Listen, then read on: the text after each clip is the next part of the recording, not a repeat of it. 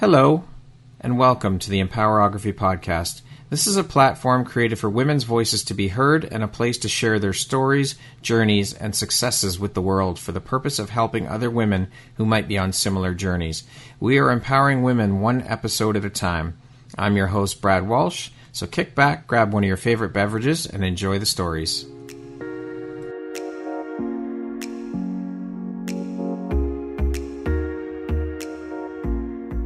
If you're looking for jewelry that makes an impact on your self-care routine and your style, Empowerography would love to offer you a discount code to one of our exclusive partners, Quartz & Canary Jewelry and Wellness Company. Please use code EMPOWER15 to receive 15% off upon checkout at www.quartzandcanary.com. Quartz & Canary is truly the place where spirituality meets style. Hello there, Brad Walsh here, your host of the Empowerography Podcast. Today, my guest is Samera Bhatti. She is the owner and founder of SAB Chiropractic Clinic. She's also a qualified diagnostic radiographer and a lecturer. Good morning. Well, good afternoon to you, Samera. How are you doing today? Good afternoon. I'm well, thank you. How are you? I'm doing very well. Thank you so much for taking and making the time to be here with me today and share a little bit about your story and your journey and all the wonderful work you're doing out into the world. I appreciate you. Well, I thank you for the opportunity for having me on. It's a great pleasure and a privilege to be here talking to you. All right. Well, let's jump right in. So as mentioned, you are the owner, director, founder of SAB Chiropractic Clinic. You are a qualified diagnostic radiographer and a lecturer. Now, those are some pretty demanding jobs and careers. How do you prioritize, and how important is prioritization and organization for you? Just to add to your list that you just mentioned, we'll just add, I'm also recently qualified as an MSK sonographer as well. So I think given the challenging roles, I think both of those, priority and organization, I guess are essential part of my life. Without organization, I guess, you can't really function on a daily basis if you're running between different roles and having to change different hats. As for the priority, I guess you have to prioritize what, and I dedicate my time to each role, and I like to perform my best in each role, which is where time management and organization then comes in to play. And I have to prioritize and set time aside so that I could commit myself to each and every single role that I'm performing. Absolutely. Now, as the owner and founder of the chiropractic clinic, do you not only practice there as a chiropractor, but you also run the clinic, right? Yep, correct. And so how long ago did you found SAB? SAB was found in October 2018. And it was after having, so I'd been qualified for about 4 years and been working in some multidisciplinary private clinics. And towards the end of that work life, I think it just kind of went to a phase where I didn't really have a very good experience with the management side of things for the clinic I was working in. And then I moved on and got another job in another clinic, and that wasn't a great experience either. And I think that's when SAB developed, basically, and it was founded, and I decided that it was time for me to be my own boss. That second clinic was the straw that broke the camel's back, so to speak. You had enough of working for other people. And I mean, that's got to be a hell of a task, though. I mean, of course, you have help at the clinic, but to be a chiropractor of the clinic, but to also run the clinic as well, I mean, that's a lot. It is. But, this is when I kind of say, my friends and my family know me too well. And I think my calendar, if you look at my schedules, everything is timed. And it's the time management, I think, that saves me and is able to kind of keep me going and keep me on track of where I need to be. Otherwise, I'll wake up and I wouldn't know where I should be. You've been a diagnostic radiographer for over 17 years now. So this career path obviously came before the chiropractic path. What inspired you to become a radiographer? Why that path? It's interesting, actually, because I always wanted to be, I think I'm one of those very rare child that actually knows what they want in life. So from a very young age, I always wanted to be in a medical profession. And I think it was at the time that I had just moved to the country, and I'm originally from Pakistan. I was born in Pakistan. and I had moved to the country, and I think language barrier was one struggle that I had found myself in. And I always wanted to be in a medical health profession. I wanted to be a doctor.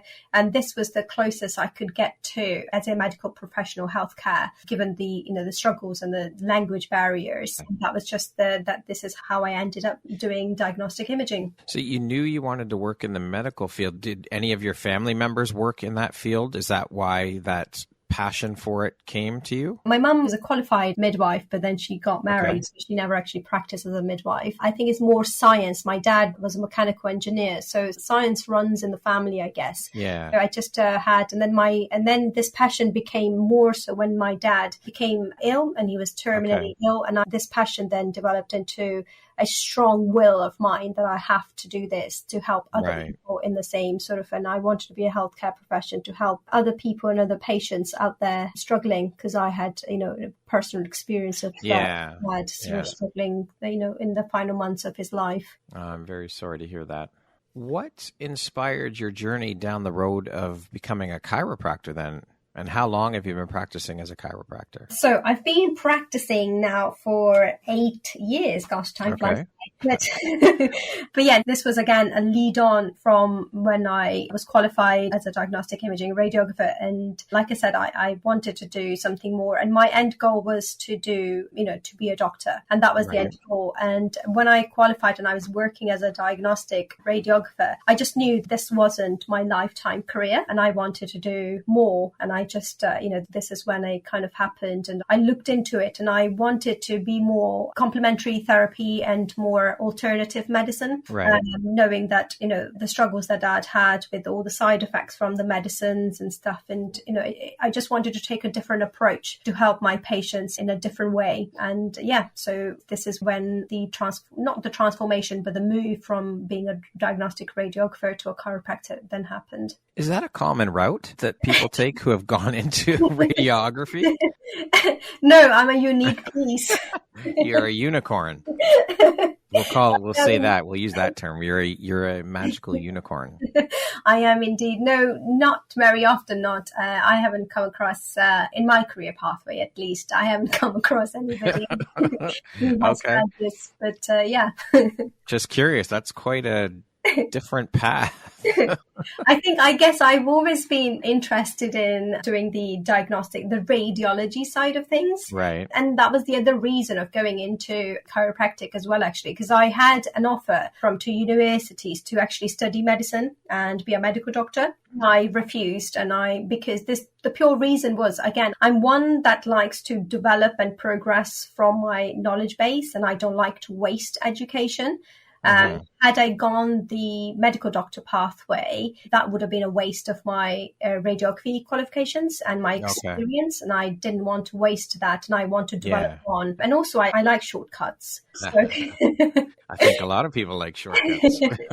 So, I could get to my consultancy level that I am at now in much, a shorter space than if I had to go through the whole medical route. 10 years down the line, you're still only a junior doctor, whereas I can get to where I am at a consultancy level, specializing in MSK and radiology. In shorter space of time, I don't get to the age where I just started practicing and then I have to think about retirement, Yeah, absolutely. I get to actually experience and help other people in the field. So this is how I decided that chiropractic was the right way of going forward. And there's so many pathways and of progressions, and I've not looked back, to be honest. I've climbed up, each step of the ladder every time, and it's given me great, many opportunities like speaking to you today. Well, that's great that you haven't looked back and thought, oh, maybe I should have gone that route or gone that route. That's a sign that you are doing the work you're meant to do and you're on the right path. Yeah. So obviously you've had quite a bit of success in your career and with what you've managed to accomplish as well. And of course, that didn't come out without tons of hard work and some struggle along the way as well. Would you mind sharing a little bit more? I know you briefly touched on part of your why for getting into the field. Would you mind elaborating a little bit on your personal journey and struggle with us? Yeah, sure. So like I said, I was born in Pakistan and I moved to UK in 1997. And, and that was because Dad was poorly and he was terminally ill, and we basically just had to move. And that was the initial struggle, of start of the struggle of the life journey, having to move to a different country, foreign land, foreign language. You don't have any friends, you don't know anybody. So that was the hardest part of, the school age. And I had to sit my GCSEs literally within a year of being in the UK and not speaking the language. And that was the biggest challenge of having to sit the main exams. Then even now, when you apply for, jobs or universities, the first thing they look at is your GCSE grades. Right. And that was hard because, being an A-star student back home in Pakistan and having to come and literally drop my levels right below, the level that I was or have always been, that was the toughest and, thing to kind of accept and adapt. And this is where it kind of gave me the motivation and the determination to do well and to get myself back up to where I had been prior to the language barriers. And this was the drive to get me up to where I am today. And I think this is where the whole journey started. And then obviously then moving to UK and, no friends, no house. And it was a struggle of finding somewhere to live and, and then having to start the school. And that was the biggest challenge. And the struggle. How the hell did you, you said you had to sit for tests, and how the hell did you overcome the language barrier writing these tests? Like, how was that? I can't even imagine how hard that must have been. How did you deal with it? I'm very good with just chucked into deep end, I suppose, and you just kind of think, okay, I've got to find my way, and I've learned it. I've learned it the hard way, I guess. But there was no support. And I remember my friend on my behalf, because I couldn't obviously speak English. It was more broken language, to be honest, broken English. Right. And I remember we went to the head teacher, and my friend who's suffered from dyslexia, I went up to the head teacher, and I remember her saying that I get extra time because I'm dyslexic. Why shouldn't Samera be allowed extra time because of the language barrier? And I remember the head teacher saying, this is not a disability. Wow. And so we don't allow extra time. And then we requested that I should be allowed to take a dictionary, that translates from English to Urdu, vice versa. Oh no, this would be considered as cheating. Holy shit. Yeah, you don't. You just have to do the best you can do. And I was allowed extra time. And it was really hard, because you have to read the question, you have to translate it in Urdu, then you have to think about an answer, formulate an answer in English, and then you have to be able to write it. And it may not be grammatically correct, of course, but it's whatever you think. And the most challenging part was if you read a question and there's one word within the question that you don't understand, it changes the whole meaning of the sentence. And then you're just writing what you think you're writing, but may not necessarily be the answer that they're looking for. Exactly. Well, the English language has so many words that have multiple meanings. Exactly. It's. But so that was and I still remember when I passed, I didn't have like A stars, and I would, but I had a couple of B's, and a majority of them were C's. And for me, that was a failure. For me, I had failed. I didn't get my A stars because, I was a bad student. And I still remember, my godmothers, Helen and Mary, who belonged to the same church that my dad belonged to. And I remember them sat down with me and said, actually, you've done really well.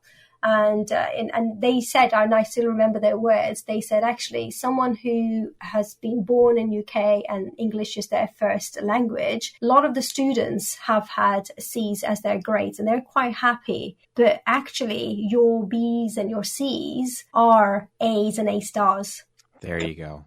Because considering that English is not your first language, and actually you've done really well.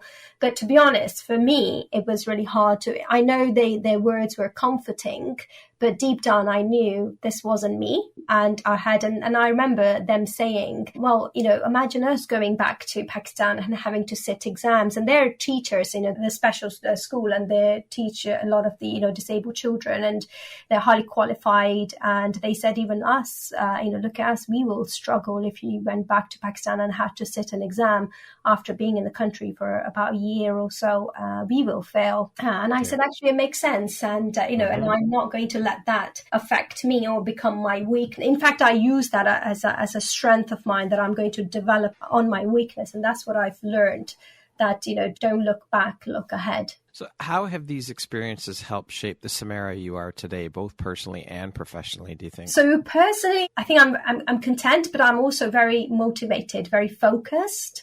And professionally, I think I've kind of learned how to manage time management and organizations, and how to use my challenges and transform them into my strengths, and, stay focused and always look ahead of my goals ahead. And I don't compete with anybody else. I find that I'm my own competitor, and I think that's the best way of comparing yourself with yourself and how you can perform better, because I just think it's no point comparing yourself to somebody else, because each individual will have their own abilities and their own way of dealing with things and overcoming challenges. For me, overcoming challenges is working hard and finding ways, finding solutions to overcome any challenges, and don't let the challenges put me off. And I've become quite dedicated, and I think my family and my friends would kind of agree to that. Once I put my mind to something, I see to it, and I make sure, and I'm determined, and I make it happen. Absolutely. I could not agree with you more about the whole competition thing.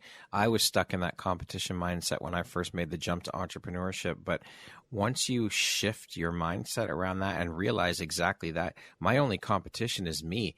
You can't compare yourself to somebody else, because somebody else, they're a completely different person. Plus, you may be in your year 2 stage and they're in their year 8 stage. You can't compare the two. That's like comparing apples to oranges. You just can't do it. There's no comparison there. So good for you. I think that is absolutely incredible. Congratulations and kudos to you for having the self-awareness to realize that's the way and to keep looking forward. I think it's amazing.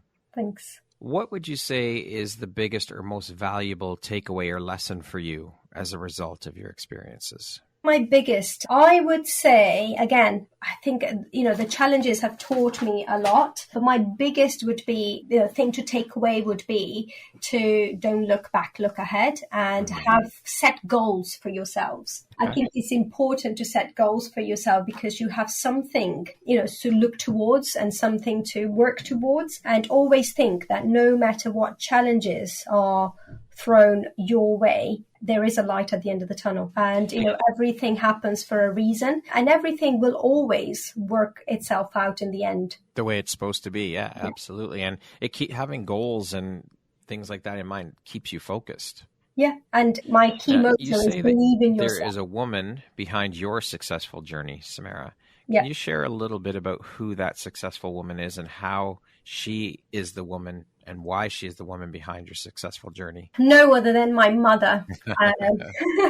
My mom, I think she is amazing. And, she's a very inspiring and a strong woman. And I think my mom has had to deal with so many life struggles, since Dad moved here and having to look after six of us in the family. So as a single parent, and then Dad passing away, and we being in a foreign country with foreign language, and Mum still standing firm to protect us and to provide the love and the care as a single parent, and put her happiness aside for our happiness. And I think she is the most wonderful, loving and caring human being that I have come across. And I think she is the most inspiring woman that I have come across. And she's become my role model, because seeing her do life struggles and yet still be able to stand firm and care for her children, I think this was the inspiration that I had, that no matter what life throws at you, you stand firm. I love that. Well, she's obviously done an incredible job, because look at how you've turned out and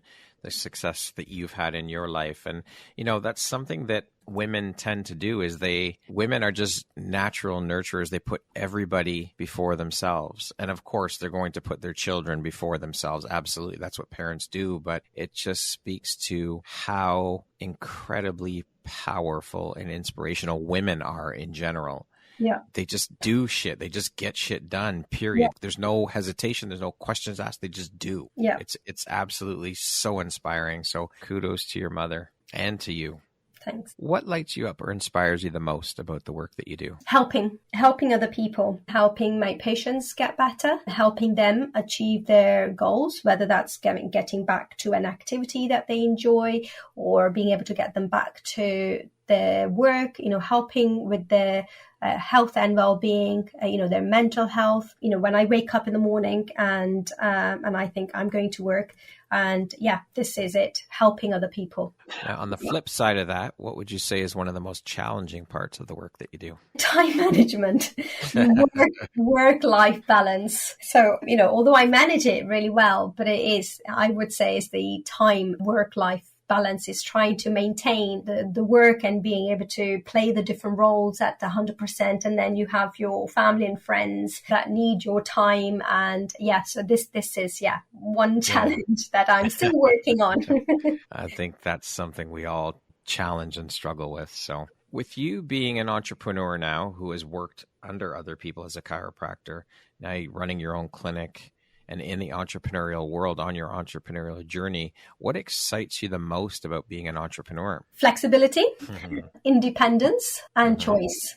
I want to speak a little bit with you about women in entrepreneurship specifically and get your thoughts on the landscape of entrepreneurship and women-run businesses in terms of how it's evolved and how it's continuing to shift and evolve. How have you seen it evolve since you've been in the entrepreneurial world? I think women are starting to recognize their strengths and they're becoming more confident in themselves. And I think this is great to see that, the women are empowering in the sense that they need and they want to have that control over their life and how they run their, work-life balance. And it's great to see. And I think it's developing more and more and more as women are starting to come out and believe in themselves. I think that's the biggest thing. It's believing in yourself and believing that you can achieve things if you put your mind to it. And I think that this is a strong asset of human being, that once you believe in yourself, you can achieve whatever you put your mind to it. And it's great to see lots and lots and lots of women coming out. And I think it's the confidence as well. You're confident. And this is the drive, is the belief in yourself and the confidence that gets you where you need to be. For sure. Now, women have been told for so long that you can't have it all. You can't have the career and the family and. So what do you say to that with how things have shifted? What are your thoughts on that now? I think women are humans. They are an independent individual that should have their own rights of and the choices. They should be allowed to make their own choices. And historically, like you said, it is, it's historically, it's known that women do, they're categorized into being, homemakers, whilst men are going out to do work and they don't have a professional life as such, but it's their choice as well. And I think it's great that they're able to come out and their happiness and their choices, life choices that they may want to make aren't being suppressed, because you sometimes have to suppress your own happiness over family. And I'm up for, having the right work-life balance, such, and family is important, which, I have a massive, big family. Yes. And I think family life is important, but not, if that's, compromising your careers or compromising your pathways, then you've got to reevaluate where things are going wrong. And I think this is where you need the support of your family and your friend and the circle of people that you have around you is the right support as well for women to go out and develop their career pathways and not suppress them. So I think I'm a big advocate of women developing their own selves, confidence, and their career pathways. And like if they are working for themselves, which they are now, lots of businesses and things, and this gives them that flexibility and the choice to be able to work the way they want to and have the family and have that right balance in their lives. Absolutely. And also, we as people, men and women, have problems asking for help, but I think it's more ingrained into women because of societal conditioning, patriarchal conditioning, that women aren't supposed to ask for help, that it's bad to ask for help, or it's not, it's shameful to ask for help. And there's nothing wrong with that. We have to ask for help. And honestly, entrepreneurship, business, life is not meant to be done alone. So I think, as you said, we should be surrounding ourselves with our tribe and our people that are there for support, because we all need it, whether you're a man or a woman. Exactly. Yeah. And if you have the right support, the right people around you, the journey makes, gets a little bit easier. Absolutely. What advice do you have for women looking to grow either their own business or even, say, perhaps within a company that they work for? Oh, what advice? I loads. But I think but I think it's, the best thing I think is believe in yourself, stay focused and know what you want from life and, have some goals that you want to work towards. And I think that's the best thing of once you start being more confident in yourself and believing in yourself, then this is going to make, like I said, life journey a bit easier because you're able to fight through whatever challenges are thrown at you. So it's being prepared for what life is going to throw at you. For sure. Obviously, with you being brought up and influenced by such an inspiring role model, your mother, I would think it's safe for me to assume that you're very big on women's empowerment and probably, I guess we could say you're a women's empowerment advocate. What do you do to empower yourself and other women? What do I do? Listen to myself. No, I think I do reflect a lot and I go through things that have worked and things that don't work. What are my challenges and how I can, and I think it's all about not letting your challenges put you off, but work towards and work through your challenges and see what you can do to work through those challenges to overcome those solutions. For me, it's all about finding solutions. It's all about finding the right things to do and trial and error. Sometimes I do that. And sometimes my friends say, how did you just do that? I just press that, if there's a computer in front of me and I just press a lot of buttons and eventually something happens and it will happen and something will happen. In fact, we were at work the other day and my friend said, I can't get this to work. And I said, let me take a look. And I looked at it and I was like, I'm not an IT technician, but I'll give it a go. I just pressed lots and lots of buttons and eventually did what we wanted to do. And then my friend went, so how did you do that? And I said, geniuses don't know how the things have happened. I have no idea. But yeah, I couldn't replicate what I did, but I obviously pressed lots of buttons and I'm not scared to trial and error. This is what I'm trying to say. There's always a delete button. Unfortunately, in life, there isn't a delete button, but there is, what we call the rephrase and re-challenge and redevelop buttons instead. So once Control, Alt, delete. Reset. Reset. Yes. But yeah, once you've trialed it and something has worked, is great. And if it hasn't worked, it's not to do it again. It's learning from your mistakes as well. Right. Speaking of empowerment, what does the word empowerment mean to you? Being strong, being confident, and most importantly, self-development. I think it's really important that people are developing themselves constantly. And like I've said earlier, it's all from literally learning from your mistakes and going through the life challenges and what it teaches you. That is your self-development. What do you think your unique skill set or superpower is that's helped you become successful? Time management and organization. I see a theme here, Samera. I don't think I could do. Often my friends and my family would say, and my friends often question me, how do you do that? So last year I was doing 3 jobs and studying for 2 courses simultaneously. And my friends would often say, how the hell do you find time to come out and socialize with us? But also you're studying for 2 courses and you're playing 3 roles. How do you do that? And I say to them, you see my calendar, everything has a time. And I'm allocated you 2 hours today. So everything has to run by the schedule. Time blocking. Yeah. Love it.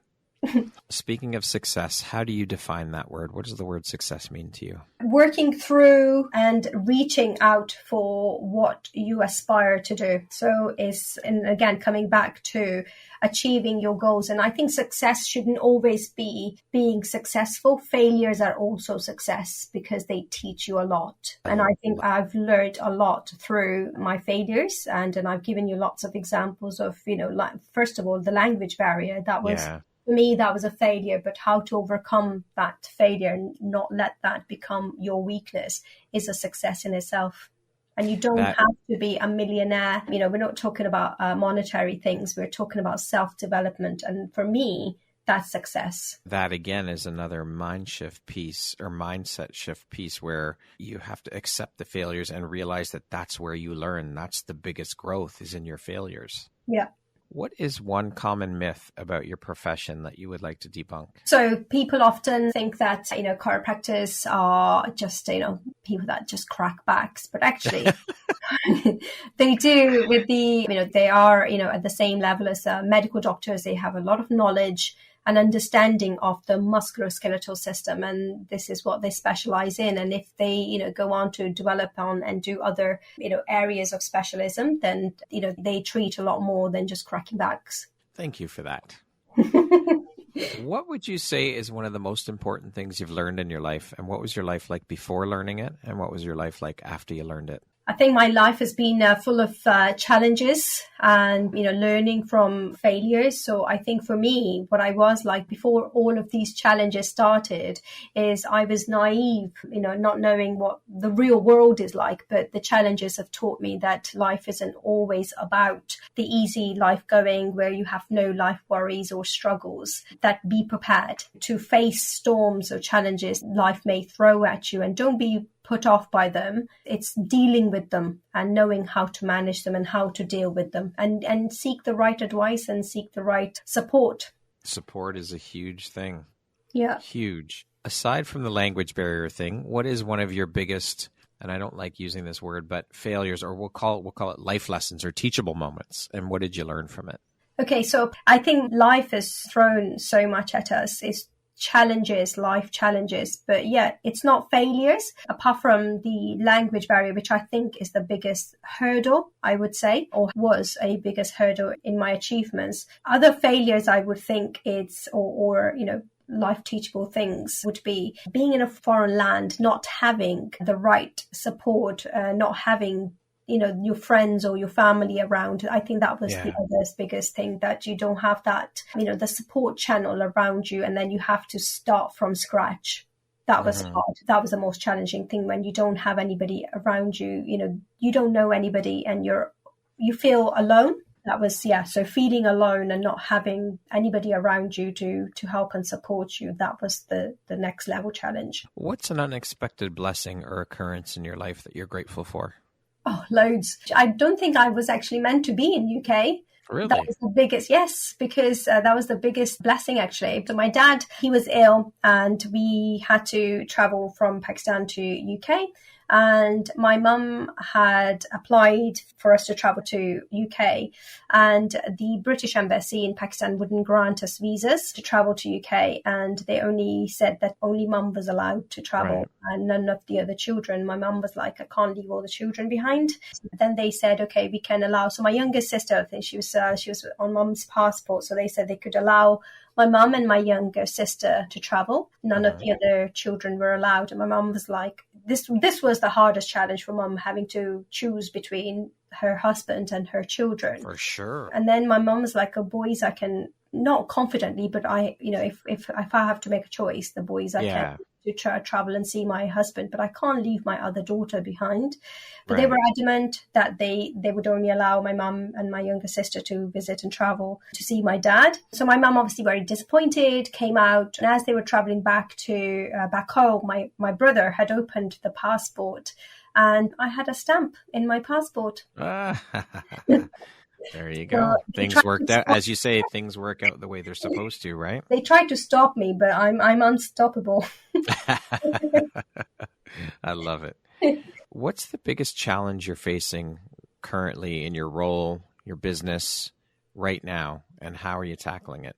I wouldn't say a challenge, but it's an ongoing development, I would say, because I'm always constantly thinking of how to develop, how to make it work better for myself, for my patients. So it's working through different criteria, different tasks, different, working out different things, what is going to work, what isn't going to work. So I wouldn't say it was a challenge for the business, but it's working towards creating different. So for example, I just had a new software that I think would make life easier for, the booking system. So there's lots of different things that you, again, trial and error to see what works and what doesn't work. So you're constantly, and I think it's not a challenge, is that it's a thing that you work on a regular basis to see what works for your business and what is going to help develop your business better, or how things, for me, like I said, shortcuts.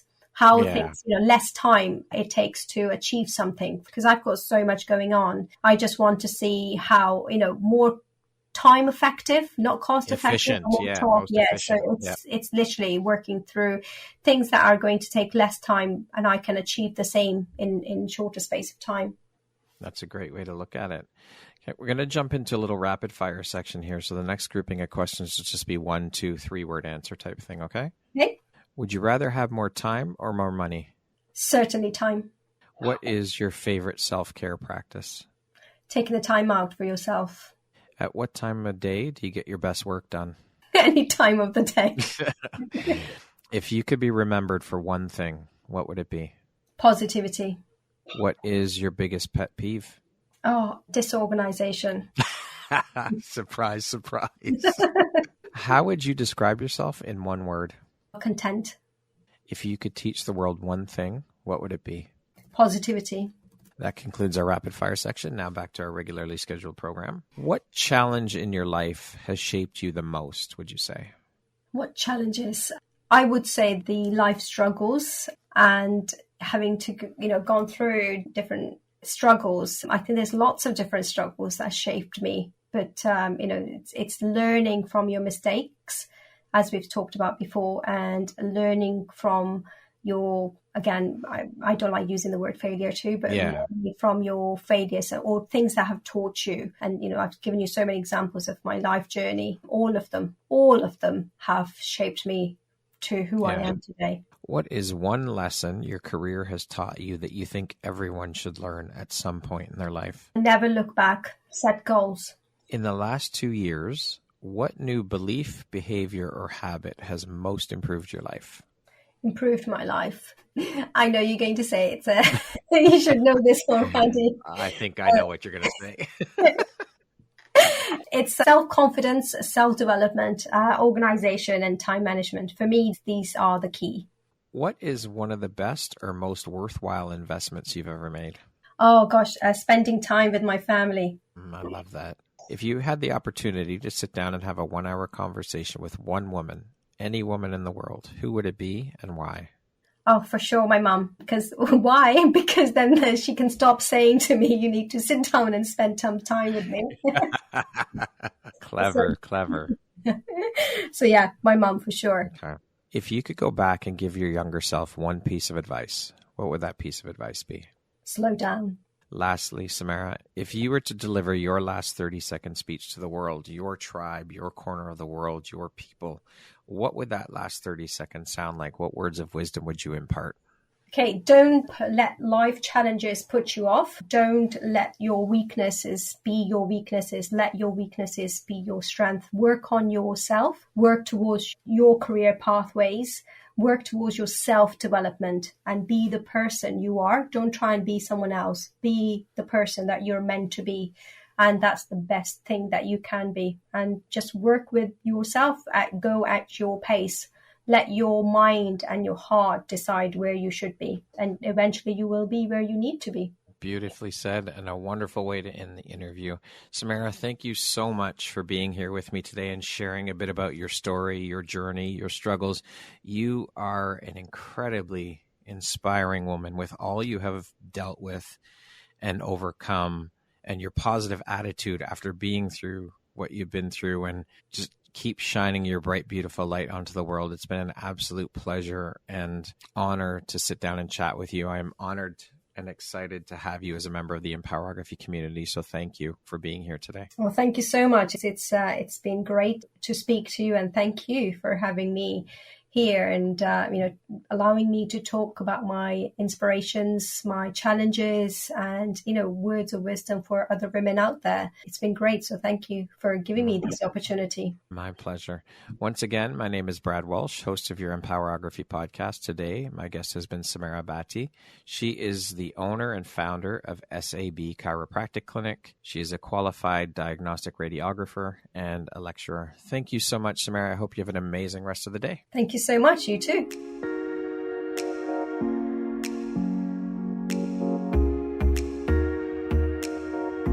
Thank you very much for listening to this podcast. If you haven't yet, please be sure to subscribe, rate, review, and share with all your friends. You can find me at visiophoria.ca and follow me on Instagram at Empowerography Podcast and on Facebook at Empowerography. Please join me next time for another inspirational story from yet another amazing woman.